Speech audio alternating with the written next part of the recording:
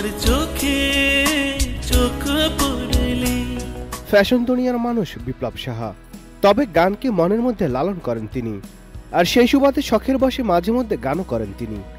এর আগে বিপ্লব সাহা গান করেছিলেন কনক চাপা, আখি আলমগীরের সঙ্গেও। তার কণ্ঠে শোনা গিয়েছিল আশা ভোসলে, হেমন্ত লতার বিখ্যাত গান। যমুনা ইলেকট্রনিক্স ঈদে ডাবল খুশি অফার সিজন 3, যে কোনো পণ্য কিনলেই পাচ্ছেন নিশ্চিত ঈদ উপহার। এবার চ্যানেল সেরা কণ্ঠের শিল্পী সমনুর মনির কনালের সঙ্গে গাইলেন বিপ্লব সাহা।